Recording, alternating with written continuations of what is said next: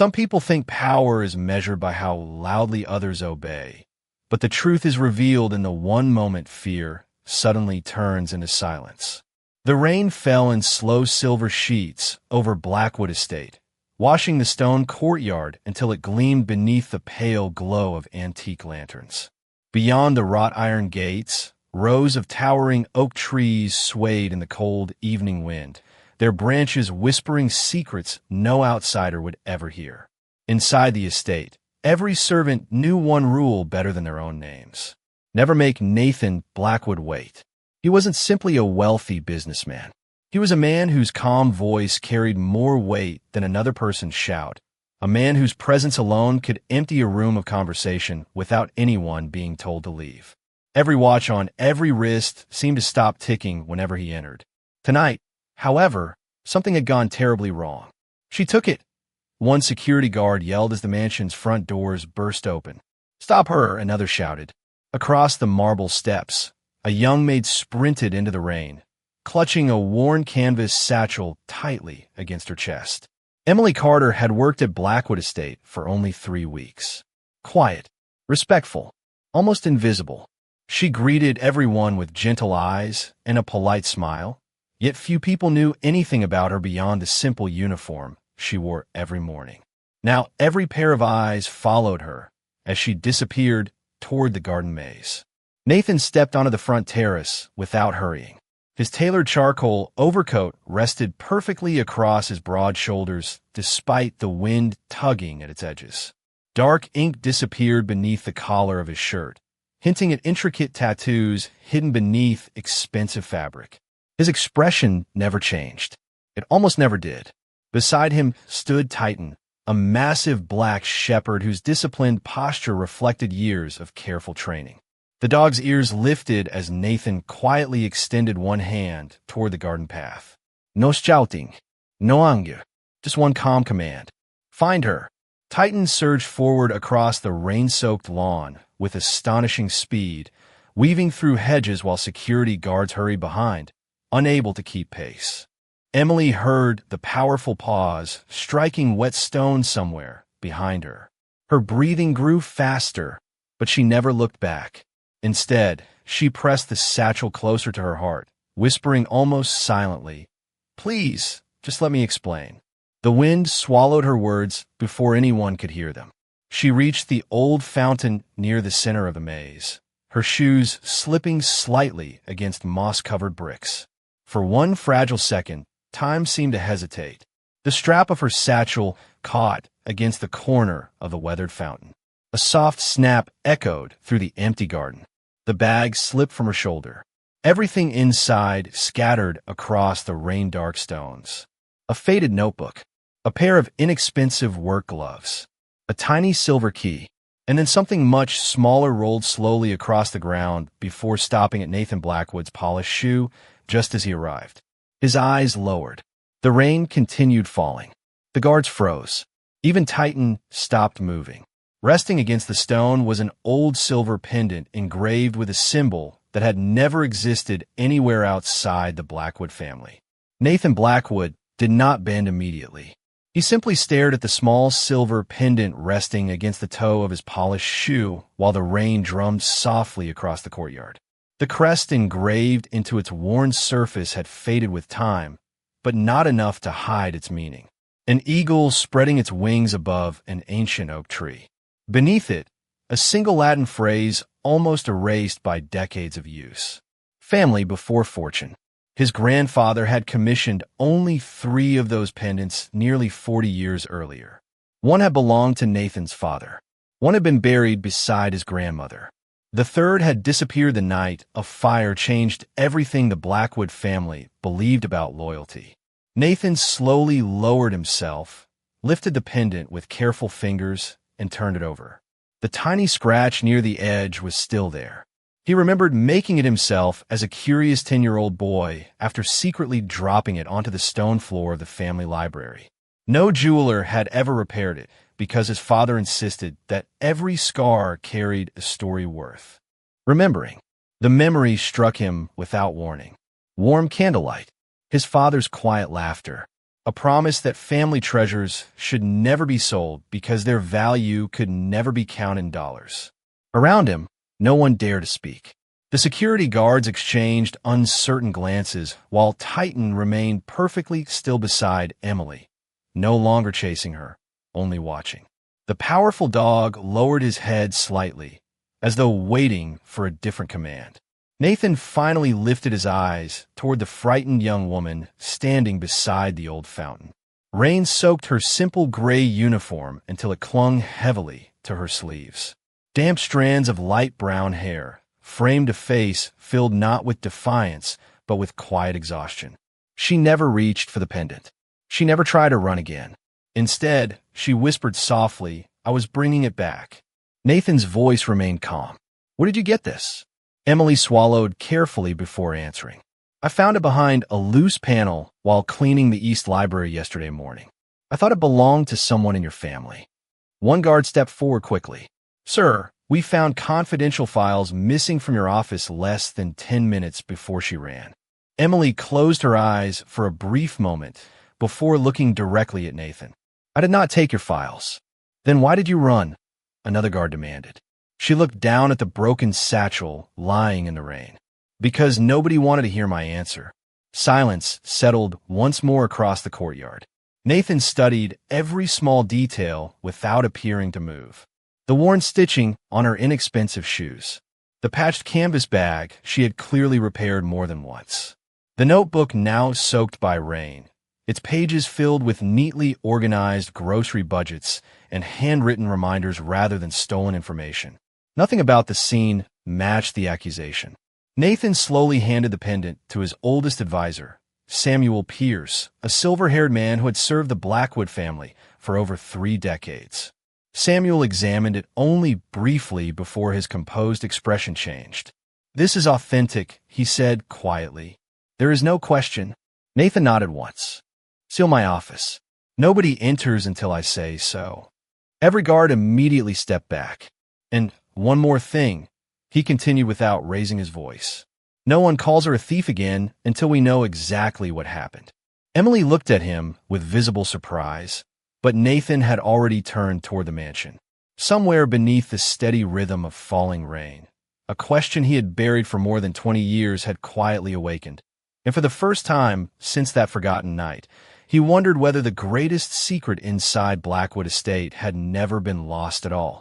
Morning arrived beneath a blanket of pale gray clouds, and Blackwood Estate felt quieter than it had in years.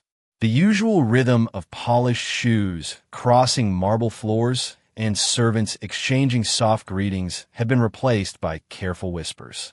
News traveled quickly inside old houses. By sunrise, everyone knew the young maid had been accused. By breakfast, everyone knew the accusation had suddenly become uncertain. Nathan stood alone inside the East Library, surrounded by towering walnut bookshelves that reached nearly 20 feet toward the carved ceiling. Dust floated through narrow beams of morning light, giving the room the appearance of a forgotten cathedral. On the large oak desk lay the missing confidential folder that had started the entire ordeal. Every document was present. Every page remained exactly where it belonged. Nothing had been stolen after all. Samuel Pierce quietly entered without interrupting the silence. "The security cameras have been reviewed twice," he said. Nathan did not look away from the folder. "And no footage shows Miss Carter entering her office." Nathan slowly closed the file. "Who reported it missing?" Samuel hesitated. "Victor Lang." Nathan finally lifted his eyes. Victor Lang had managed estate security for nearly 8 years. Efficient, disciplined, trusted, at least until this morning. "Bring him to my office in 1 hour," Nathan said calmly. "No accusations. No alarms." Samuel nodded before quietly leaving. Meanwhile, Emily sat alone in the small staff dining room, untouched tea cooling between her hands. Outside the window, gardeners trimmed hedges while delivery trucks rolled through the front gate as though nothing unusual had happened. Yet inside, every glance toward her carried curiosity instead of kindness. Some servants offered sympathetic smiles. Others avoided looking at her altogether. Emily understood both reactions. She had learned long ago that people often believed the loudest story before hearing the true one. A gentle knock interrupted her thoughts. An older housekeeper named Margaret stepped inside, carrying a fresh towel. Without saying much, she placed it beside Emily's cup. "You should dry your hair before you catch a cold." Emily smiled gratefully. "Thank you." Margaret lowered her voice. "I have worked here 27 years. I have never seen Mr. Blackwood stop that dog with only one word after giving a command." Emily looked down quietly. "Neither have I." Margaret studied her for a long moment before asking the question everyone wanted answered. "Do you know where that pendant came from?" Emily slowly shook her head. "Only where I found it." She paused before adding, "I almost left it where it was." "Why did you not?" Emily looked toward the rain-speckled window. "Because some things deserve to find their way home." Across the estate, Nathan walked through a long hallway lined with portraits of generations before him. Powerful faces stared from gilded frames, each carrying the same composed expression he had inherited. He stopped before the oldest painting, his grandfather standing proudly beside 3 young boys. Around the grandfather's neck hung the very pendant now locked inside Nathan's desk drawer. Nathan quietly remembered something his father had once said. "The necklace does not choose the strongest person. It finds the one who protects what cannot protect itself." At the time, Nathan had believed it was only another family legend. Today it no longer felt like a story. It felt like a warning. His thoughts were interrupted by a soft knock. Victor Lang entered, confident as always. "You wish to see me, sir?" Nathan folded his hands calmly across the desk. "Yes." His voice remained steady, almost welcoming. "I would like you to tell me exactly when you first believed." The confidential files had disappeared. Victor answered immediately, but Nathan noticed something almost invisible. For the first time in 8 years, the security chief smiled before giving his explanation, and somehow that smile felt less like confidence and more like preparation. Victor Lang answered every question without hesitation. He described the missing folder, the timing of the report, and the decision to alert security with the confidence of a man who believed every detail had already been accepted as truth. Nathan listened without interrupting, his hands resting quietly on the polished walnut desk. The silence inside the office grew heavier with every passing second. Finally, Nathan asked one simple question. "Who beside you actually saw the folder disappear?" Victor blinked once. "No one, sir. I discovered it myself during the evening inspection." Nathan nodded slowly. "Interesting." Victor shifted his weight almost imperceptibly. "Is something wrong?" Nathan stood and walked toward the tall windows overlooking the gardens. Rainwater still clung to the rose bushes from the night before, sparkling beneath the afternoon sun that had finally broken through the clouds. "Yesterday," Nathan said calmly, "everyone believed a young maid stole something valuable because someone claimed it was missing." He turned to face Victor. "Today the folder has been found exactly where it belonged." Victor forced a polite smile. Perhaps it was simply overlooked. Nathan studied him for another long moment before answering. "Perhaps." Across the estate, Emily had returned to work despite Margaret insisting she rest. She carefully dusted the music room where a grand piano overlooked the western gardens. Every movement remained slow and precise, as though she hoped quiet work could erase yesterday's fear. Titan lay near the fireplace, unusually calm. The enormous dog watched her polish the piano without a trace of hostility. After several minutes, Emily cautiously extended one hand. Titan sniffed her fingertips before gently resting his head against her palm. Margaret happened to witness the moment from the doorway and smiled to herself. "He only trusts people who are." "Come inside," she said softly. Emily looked surprised. "Maybe he knows I was never angry with him." Margaret raised an eyebrow. "Even after yesterday?" Emily nodded. "He was only following instructions." Those words lingered in Margaret's mind long after she walked away. That evening, Samuel Pierce entered the estate archives beneath the West Wing, a place few employees had ever seen. Rows of steel cabinets protected decades of family records, photographs, and handwritten journals dating back almost a century. Nathan joined him several minutes later. Samuel carefully opened a weathered leather ledger labeled family artifacts. Every heirloom had been cataloged with remarkable precision.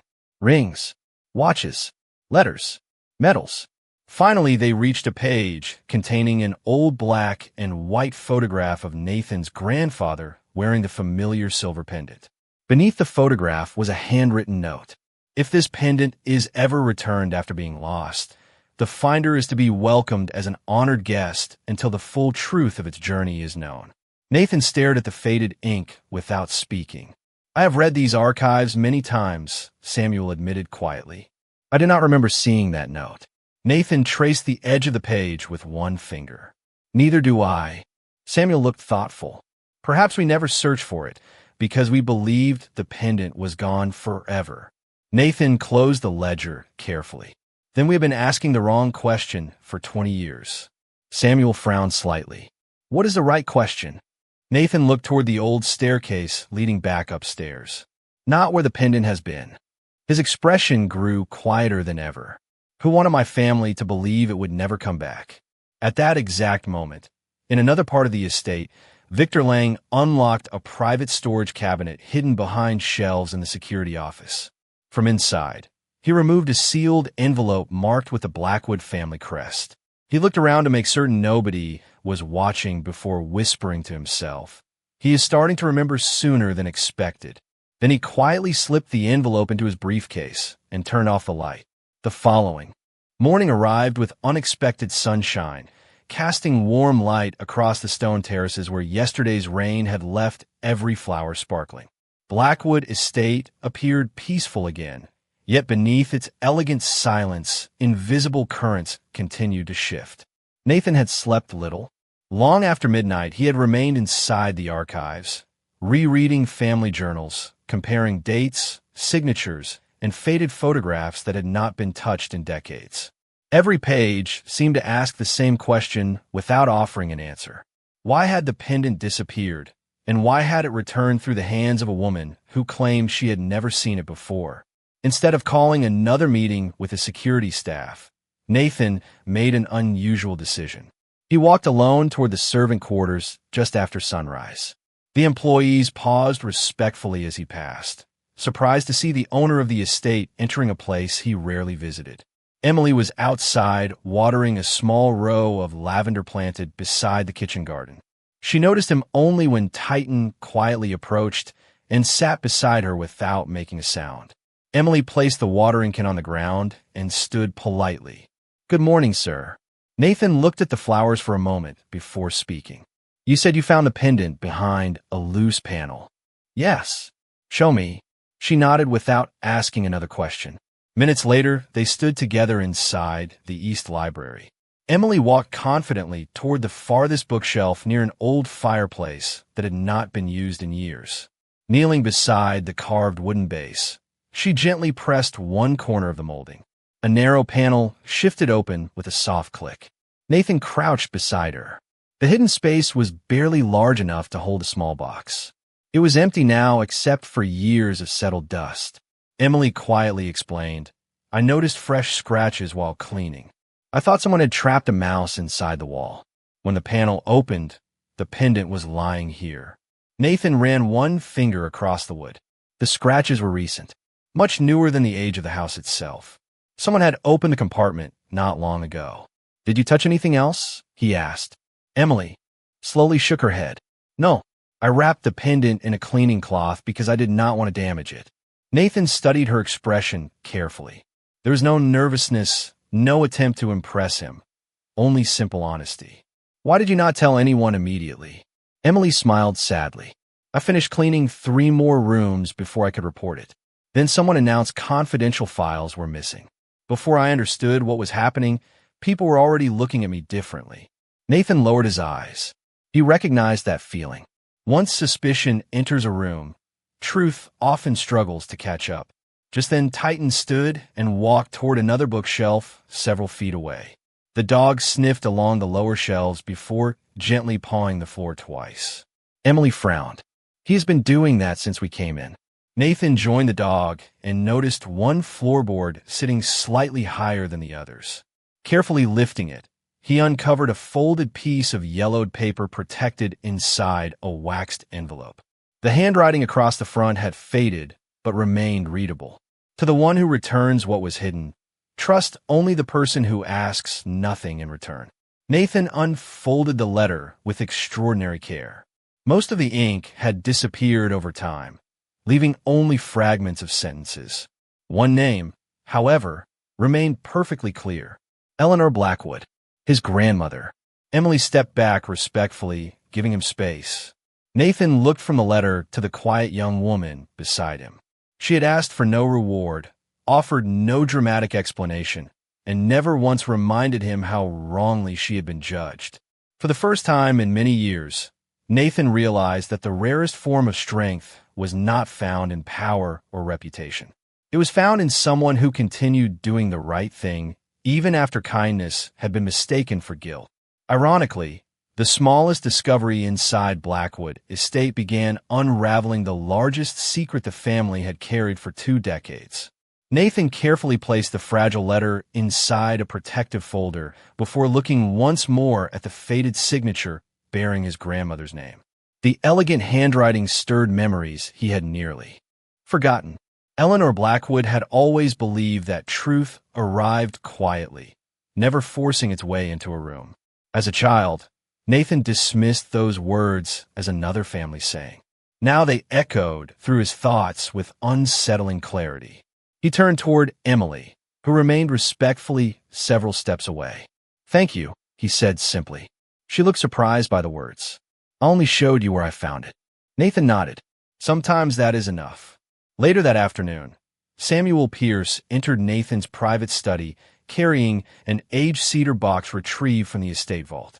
The brass hinges creaked softly as it opened, revealing dozens of carefully preserved letters, family photographs, and newspaper clippings. Samuel removed one photograph from a faded envelope and handed it across the desk. Nathan studied the image carefully. It showed his grandmother standing beside a community shelter during a harsh winter charity drive nearly 23 years earlier. Around her were volunteers, children wrapped in oversized coats, and local families accepting food boxes. Nathan's attention stopped on one little girl standing near Eleanor with shy eyes and light brown hair tied into uneven braids. Around the child's neck hung the same silver pendant. His heartbeat slowed. "Who is she?" he asked quietly. Samuel adjusted his glasses before turning the photograph over. Written neatly on the back were only 6 words. "Emily Carter. Return my hope without knowing." Nathan read the sentence twice. "She was here before." Samuel nodded slowly. "It appears your grandmother knew her family." Nathan continued searching through the cedar box until another folded note slipped onto the desk. This one had been written only weeks before Eleanor passed away. "If fate is kind, the little girl will one day come back. If she does, remember that kindness often arrives wearing ordinary clothes." Nathan leaned back in silence. Across the estate, Emily finished arranging fresh flowers inside the family chapel, unaware that her own past had quietly returned before she ever remembered it. Margaret entered carrying clean linen and smiled warmly. "You have made this old place feel brighter." Emily laughed softly. "Flowers usually do that." Margaret shook her head. "I was not talking about the flowers." Emily lowered her eyes, embarrassed by the compliment. She had never sought attention. She simply believed every room deserved care, whether anyone noticed or not. As evening settled over the estate, golden sunlight poured through stained glass windows, filling the chapel with gentle colors. Nathan stood outside the doorway without announcing himself. He watched Emily straighten a crooked candle holder and quietly help an elderly groundskeeper pick up papers scattered by the breeze. She expected nothing in return, not even thanks. For the first time in years, Nathan felt something unfamiliar replacing the constant discipline that had governed his life. It was not certainty, it was admiration. When the groundskeeper walked away, Nathan stepped inside. Emily turned, slightly startled. He held out the old photograph without speaking. Her eyes widened as she accepted it. She stared at the smiling child beside Eleanor Blackwood, then touched the image with trembling fingertips. "I remember this day," she whispered. My mother volunteered at that shelter before she became ill. Mrs. Blackwood gave me hot chocolate because I would not stop shivering. Nathan looked at her carefully. Did she give you the pendant? Emily slowly shook her head. No, she only told me that someday I should never be afraid to return something precious, even if nobody believed my intentions.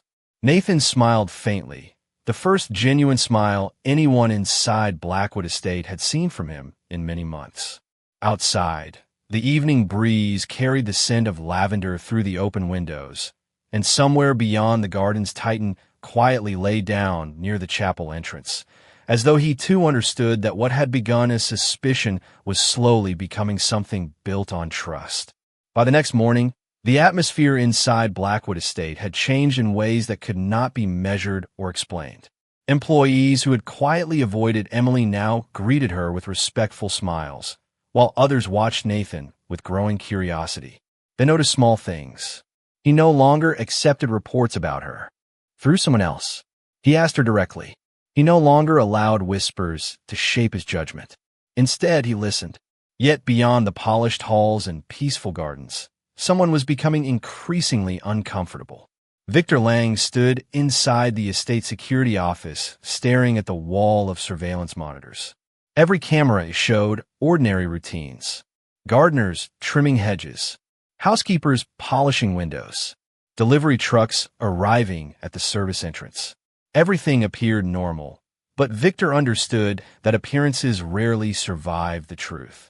He quietly opened his briefcase and removed the sealed envelope bearing the Blackwood crest. This time he unfolded the papers inside. They were copies of estate maintenance records from 20 years earlier, each page marked with handwritten corrections that should not have existed. If Nathan connected those records with the hidden compartment in the library, too many unanswered questions would suddenly have answers. Victor carefully returned the documents to the envelope just as Samuel Pierce entered unexpectedly. Everything all right? Samuel asked. Victor smiled with practiced ease. Just organizing old files. Samuel nodded politely, but his experienced eyes lingered for a brief moment on the envelope before he quietly left. That afternoon, Nathan requested every maintenance record related to the East Wing renovations completed 2 decades earlier. The archive clerk apologized. Several boxes are missing, sir. Nathan looked up slowly. Missing? They were signed out years ago, but no return was ever recorded. Nathan remained silent. Missing records. A hidden compartment. A family pendant. None of it felt accidental anymore. Across the estate, Emily spent the afternoon helping Margaret prepare the dining room for a charity luncheon that Eleanor Blackwood had established many years before. Fresh flowers lined the long oak table, while handmade place cards were arranged for local teachers, firefighters, nurses, and community volunteers. Emily paused as she recognized Eleanor's name engraved beneath an old silver serving tray. Margaret smiled gently. She believed every family should open its doors before building higher walls. Emily ran her fingertips lightly across the engraving. She sounded like someone I wish I had known longer. Margaret's expression softened. I believe she would have said the same about you. Later, as guests began arriving, Nathan stood near the entrance greeting each visitor personally. His reputation often caused people to approach him with caution. Yet today his attention drifted repeatedly toward the dining hall where Emily quietly welcomed elderly guests, adjusted chairs, and carried warm tea with patient kindness.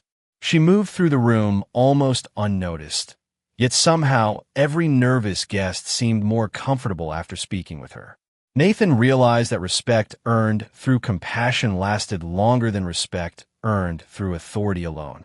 As the luncheon came to an end, an elderly pastor approached Nathan carrying a worn leather Bible. Your grandmother always spoke about a little girl who returned a family heirloom instead of keeping it, he said with a warm smile. Nathan looked surprised. You remember that? The pastor nodded. She told us she hoped that child would someday find her way back because honest hearts often return before people recognize them. Nathan turned instinctively toward Emily, but she had already stepped outside to gather empty flower baskets. Before he could follow, Samuel appeared carrying a thin folder recovered from an off-site storage facility. "We found one box that was never destroyed," he said quietly. Nathan opened the folder. Inside was a handwritten authorization signed 20 years earlier, approving repairs to the East Library wall. The final signature belonged to Victor Lang. Nathan slowly closed the folder. He finally understood that the hidden compartment had not simply been forgotten. Someone had known exactly where it was all along. Nathan waited until the last guest had departed before asking everyone whose names appeared in the investigation to gather in the estate's old council room. Evening sunlight filtered through tall stained glass windows, casting long bands of amber and blue across the polished floor. The room had witnessed decades of difficult conversations, but tonight the silence carried an unusual weight. Samuel Pierce stood quietly near the fireplace. Margaret remained beside the doorway. Emily entered only after being personally invited, uncertain why she had been asked to attend. Victor Lang arrived last, wearing the same composed expression he had carried for years. Nathan stood at the head of the long walnut table, his hands resting lightly against its edge. He spoke without raising his voice. "For 20 years, my family believed an heirloom had vanished without explanation."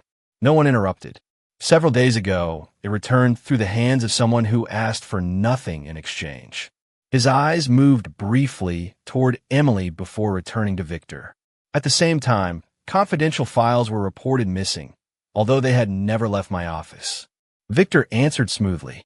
"An unfortunate misunderstanding." Nathan nodded slowly. "That is what I wanted to believe." He opened the recovered maintenance folder and placed it on the table. Then we located renovation records from the East Library. Samuel carefully slid the documents toward Victor. The security chief glanced down only briefly before his confident posture became noticeably more restrained. Nathan continued. "Your signature authorized repairs near the hidden compartment where the pendant was eventually found." Victor attempted a calm smile. "I signed hundreds of maintenance requests over the years." "You did," Nathan agreed. "But only one included handwritten instructions that were never entered into the official archive." Another document appeared beside the first. It was the faded letter Samuel had discovered hidden beneath the library floor. Nathan spoke quietly. "Someone concealed my grandmother's final message while allowing the family to believe it had disappeared forever." The room became perfectly still. Victor lowered his eyes before releasing a slow breath. "I never intended to harm anyone," he admitted softly. "Your grandmother believed the estate had become too focused on influence instead of compassion. She feared that some family traditions would be forgotten after she passed away.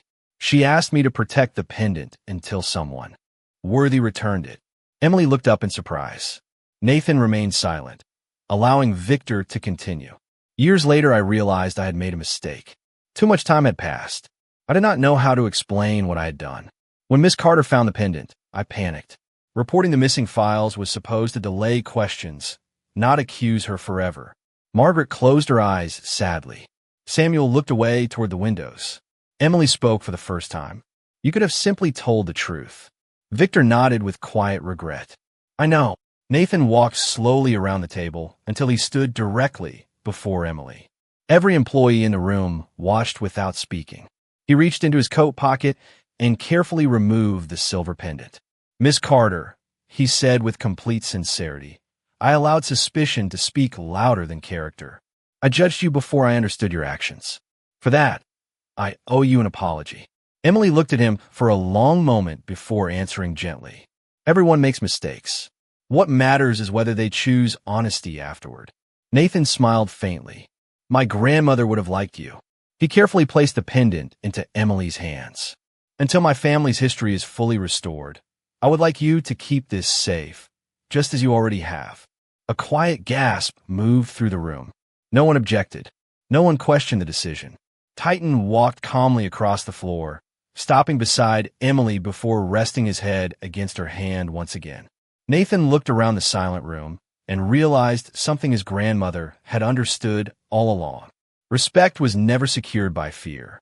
It was earned the moment truth was given the chance to speak. The weeks that followed did not transform Blackwood Estate overnight, but they changed it in the only way that truly mattered.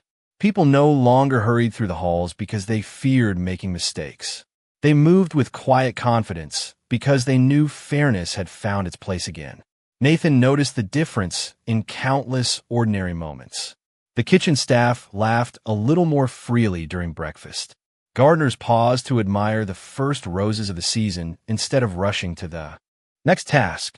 Even the old grandfather clock in the main foyer seemed to mark time with a gentler rhythm. Sometimes the greatest miracles arrived without applause. They arrived when people finally felt safe enough to be themselves. Emily continued her work exactly as before. She polished windows, arranged fresh flowers, and greeted every employee with the same humble smile that had first brought her to the estate. She never mentioned the investigation. She never reminded anyone how quickly they had believed the worst about her. Quiet dignity remained her greatest strength. Nathan admired that more than any display of courage he had witnessed in boardrooms or negotiations. One crisp autumn afternoon, he invited the entire staff to gather beneath the ancient oak tree standing at the center of the gardens, the same tree that had inspired the crest engraved upon the family pendant generations earlier. A small wooden table stood beneath its branches. Resting upon it was a handcrafted display case lined with deep blue velvet. Inside lay the polished silver pendant, now restored but still bearing the tiny scratch Nathan had made as a curious little boy. He looked toward Emily before speaking. "For many years my family believed this represented our history," he said calmly. "Now I understand it represents something far greater. It reminds us that character survives even when trust is lost." He carefully lifted the pendant and turned toward Emily. "Would you allow me the honor of placing it where it truly belongs?" Emily hesitated only a moment before nodding gently. Nathan stepped closer and fastened the pendant around her neck with steady hands. Neither of them spoke. Words would have made the moment smaller than it deserved to be. Around them, every employee stood in respectful silence. Margaret quietly wiped away a tear.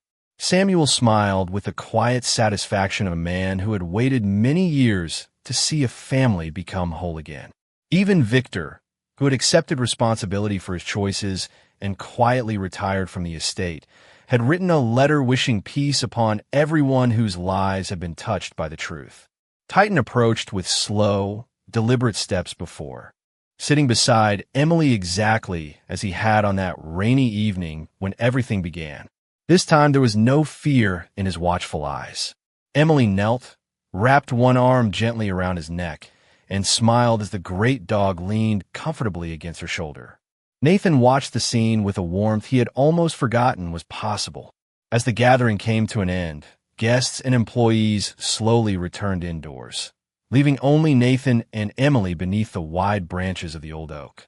A cool breeze carried the scent of lavender through the garden, while golden leaves drifted quietly around them. Nathan looked at her with complete honesty. "You came here as someone nobody noticed, yet you reminded all of us who we were supposed to become." Emily smiled softly. "Sometimes people only need one person willing to believe the best before they remember it themselves." Nathan reached for her hand, giving her every opportunity to step away if she wished. Instead, she gently held his hand in return. After a quiet moment that neither of them hurried to end, he leaned forward and placed a gentle kiss upon her forehead, a simple gesture filled with gratitude, respect, and hope for everything still waiting ahead. Somewhere nearby, Titan stretched comfortably beneath the oak tree before closing his eyes. The estate had not been restored by wealth, influence, or authority. It had been restored by honesty, forgiveness, and the quiet courage of one ordinary woman who returned something precious when no one expected her to. And in the end, the loudest sound inside Blackwood Estate was not power. It was the peaceful silence that follows when truth finally comes home.